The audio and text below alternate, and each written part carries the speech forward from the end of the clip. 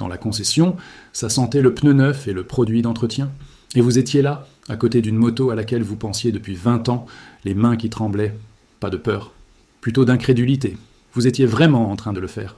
Après le crédit immobilier, après les enfants, après les promotions, les compromis, et cette décennie où chaque euro partait dans quelque chose de raisonnable, vous vous teniez devant une machine sans utilité pratique, qui ne réglait aucun problème et n'avait aucun sens financièrement, et vous alliez sortir votre carte bancaire. Et le plus étrange, ce n'était pas l'argent. Le plus étrange, c'était cette sensation dans la poitrine. Comme si quelque chose enfermé dans une boîte depuis vos 22 ans venait d'entendre une clé tourner. Les gens qui achètent leur première moto après 40 ans ne font pas une crise de la quarantaine. Ils font un réalignement de milieu de vie. Ce n'est pas la même chose, et ce n'est pas qu'une nuance de mots. Une crise, c'est un effondrement.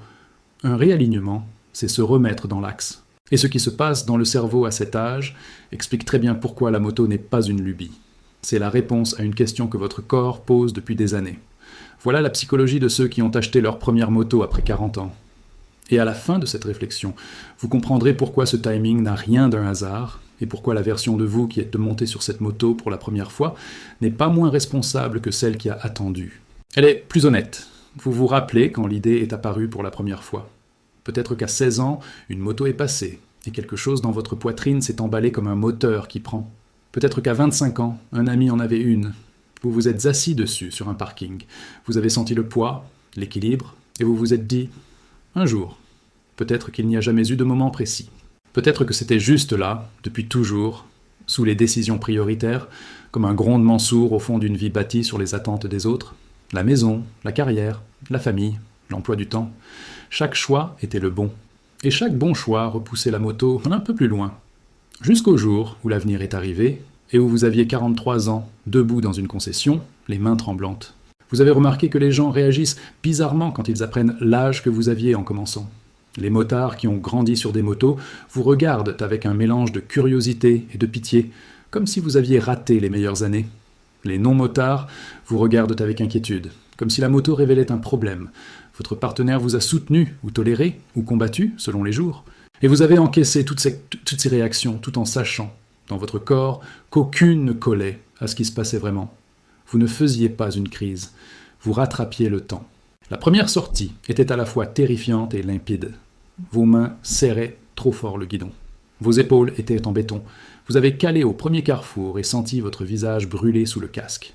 Mais à un moment de cette première sortie, peut-être sur une ligne droite, sans circulation et sans regard sur vous, vous avez relâché votre prise une demi-seconde et senti la moto répondre à votre corps plutôt qu'à votre panique. Et quelque chose s'est enclenché. Pas la technique, pas la confiance, la reconnaissance. Vous attendiez cette sensation depuis toute votre vie adulte. Vous ne saviez juste pas ce que c'était avant d'avoir les mains sur le guidon. Vous avez remarqué quelque chose que ceux qui ont commencé jeunes ne mesurent pas toujours. Vous ne tenez aucune sortie pour acquise.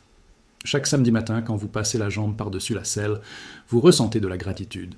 Pas une gratitude abstraite, une gratitude physique, celle qui vit dans la poitrine et qui rend sacrée les 3 premières minutes de chaque trajet. Vous savez quelle était l'alternative. Vous l'avez vécue pendant 20 ans. Et le contraste entre ces années-là et ces sorties est si net qu'il a changé votre façon de tout vivre. Vous mangez autrement, vous dormez autrement, vous hiérarchisez autrement. La moto n'a pas juste ajouté quelque chose à votre vie. Elle a tout réorganisé autour d'elle, mais voilà ce qui se passe vraiment.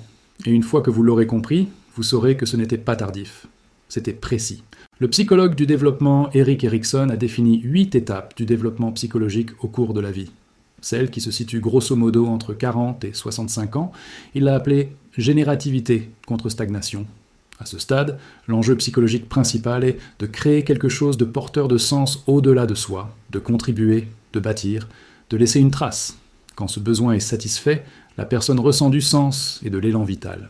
Quand il ne l'est pas, elle ressent la stagnation, une impression diffuse de vide, une routine sans sens, du mouvement sans direction. Voilà ce que la plupart des gens comprennent mal à propos de cette étape. La générativité ne signifie pas seulement élever les enfants ou faire carrière. Ce sont des formes courantes, mais pas les seules. La générativité, c'est investir son énergie dans des activités qui produisent un sens concret.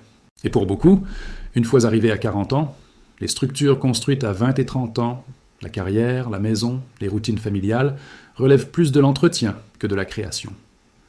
Le travail qui les stimulait autrefois se répète maintenant. La maison est finie. Les enfants prennent leur indépendance. L'effort continue, mais l'impression de bâtir quelque chose de neuf s'est estompée. Le cerveau repère ce basculement. Et il réagit par une faim de nouveautés, de défis et de maîtrise que les structures existantes ne peuvent pas combler. La moto répond à cette faim avec une précision chirurgicale. Elle remet de la vraie nouveauté dans une vie devenue prévisible. Elle vous place face à une compétence à apprendre de zéro, avec de vraies conséquences en cas d'échec, dans un corps assez âgé pour savoir ce que l'échec coûte. Elle unit effort physique et résultats concrets d'une façon que le docteur Kelly Lambert de l'université de Richmond décrit comme le déclencheur de la récompense liée à l'effort, le circuit de satisfaction le plus profond du cerveau. Vous n'achetez pas un jouet. Vous donnez à votre cerveau le stimulus qu'il réclamait depuis que les structures en place ne le nourrissaient en plus. Il y a un deuxième niveau, lié au moment précis où ça arrive. Les recherches en neurosciences d'Holm sur le cerveau vieillissant montrent que le cortex préfrontal, la zone chargée d'évaluer le risque, de freiner les impulsions et de planifier à long terme, atteint sa pleine maturité vers 25 ans. Avant cet âge, l'évaluation du risque est incomplète. Après, elle s'affine de plus en plus. À 40 ans, le cortex préfrontal a déjà 2 décennies de fonctionnement pleinement mature. Autrement dit, la personne qui achète une moto à 40 ans n'est pas la version casse-cou d'elle-même qui aurait pu en acheter une à 20 ans. C'est la version la plus lucide face aux risques, la plus intelligente quant aux conséquences qu'elle ait jamais été. La décision de rouler n'est pas impulsive. C'est l'évaluation du risque la plus calculée de toute sa vie, faite par un cerveau qui a passé 20 ans à perfectionner sa capacité à peser les conséquences. Voilà pourquoi le récit de la crise de la quarantaine n'est pas juste faux. Il est inversé. Le jeune de 20 ans qui achète une moto agit sur impulsion avec un système d'évaluation du risque encore inachevé. La personne de 40 ans qui achète une moto agit à partir d'un désir accumulé, filtré par l'outil d'évaluation du risque le plus sophistiqué que le cerveau humain puisse produire. Le jeune roule parce qu'il ne mesure pas encore pleinement les conséquences. Celui qui s'y met plus tard roule parce qu'il les mesure pleinement et choisit quand même de rouler. Ce n'était pas une crise, c'est de la clarté. Et il y a un troisième mécanisme en jeu. L'étude de UCLA sur la moto a montré que rouler fait baisser le cortisol de 28%, tout en augmentant l'engagement sensoriel. Mais l'importance de ce résultat change avec l'âge. Les recherches sur l'accumulation du cortisol montrent que le stress chronique a des effets neurologiques cumulatifs. À 40 ans, 2 décennies de stress professionnel, familial, financier et existentiel ont laissé dans le cerveau et le corps des traces dues au cortisol. Le jeune de 20 ans qui roule réduit une faible charge de stress. La personne de 40 ans en réduit une énorme. L'effet thérapeutique des mêmes 20 minutes de route est donc proportionnellement plus fort chez celui qui accumule ce stress depuis plus longtemps. Votre corps n'a pas soudain développé un besoin de moto à 40 ans. Ce besoin était là depuis le début. Il a juste fallu 20 ans d'accumulation pour qu'il devienne impossible à nier. Alors quand quelqu'un vous regarde sur cette moto et lâche « crise de la quarantaine », il ne voit que la surface. En réalité, votre cerveau a atteint un stade de développement où les structures en place ne lui apportaient plus le défi ni la nouveauté dont il a besoin. Votre cortex préfrontal a mené l'évaluation du risque la plus mûre de votre vie et a dit oui, et votre corps a réclamé un mécanisme de baisse du cortisol à la hauteur des 20 ans de stress qu'il portait. Vous n'avez pas craqué. Vous vous êtes recalibré. La moto n'est pas le symptôme de quelque chose qui se défait. C'est l'outil que votre cerveau a choisi pour construire du neuf. Vous n'étiez pas en retard, vous étiez prêt. Et le fait que le gamin qui aurait pu en acheter une à 20 ans l'aurait conduite autrement que celui qui l'a achetée à 40 ans dit tout. Le gamin aurait roulé vite.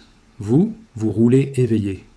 Le gamin l'aurait tenue pour acquise. Vous, chaque sortie a le goût d'un temps emprunté. Le gamin n'aurait pas compris ce que la machine lui donnait. Vous le comprenez chaque fois que vous rentrez au garage et restez assis 1 minute avant d'entrer, le casque sur les genoux, à respirer plus lentement que vous ne l'avez fait de toute la journée. Si vous avez acheté votre première moto quand les autres trouvaient qu'il était trop tard et que vous savez au fond de vous que c'était exactement le bon moment, abonnez-vous. C'est ici que ceux qui ont commencé tard découvrent qu'ils ne sont pas à la traîne. Ce sont eux qui sont arrivés préparés. Et dites-moi en commentaire, quel âge aviez-vous quand vous avez acheté votre première moto ? Et quel a été le moment exact, où vous avez su que vous ne pouviez plus attendre ? Je veux savoir ce qui a fait céder le barrage. Et il y a encore une chose que la science ne peut pas mesurer, mais que tous ceux qui ont commencé tard connaissent. Les 20 années d'attente n'ont pas été perdues. Elles vous ont préparé. Chaque année de responsabilité vous a appris la patience. Chaque année de compromis vous a appris l'essentiel. Chaque année passée à faire passer les autres d'abord vous a appris à porter l'inquiétude d'autrui sans amertume. Et maintenant, quand vous roulez avec tout ça. Vous roulez avec le poids, la sagesse et la gratitude de quelqu'un qui sait exactement à quoi il a failli renoncer. Le gamin qui a acheté une moto à 20 ans ne roulait pas comme ça. Il ne le pouvait pas.